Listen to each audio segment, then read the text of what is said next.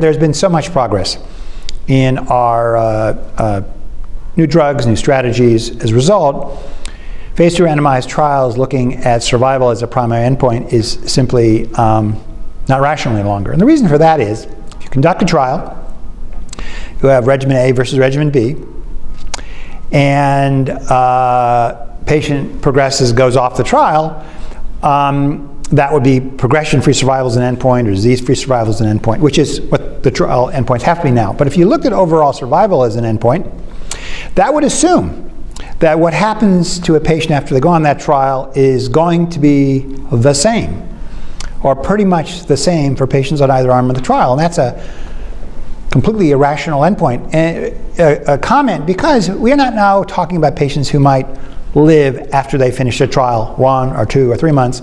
We have patients who are living a year, 2 years, 3 years, and longer after they finish a trial, and therefore holding that drug or that combination that the patient might have received 2, 3 plus years ago hostage, and that's the term I will use, hostage to a survival endpoint when all of the things that might have happened to the patient population in the interim is not controlled in the trial, simply makes no sense. And the risk is that we will actually discard potentially extremely valuable drugs because of this, quite frankly, irrational endpoint. Now, stating that doesn't mean that a individual drug or strategy can't improve overall survival. That's not what I'm saying.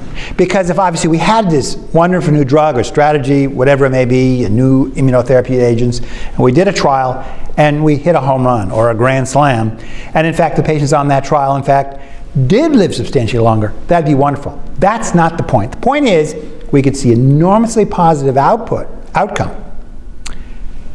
Very valuable strategy, independent of the question or the issue of did that drug in that trial improve overall survival? That's the point.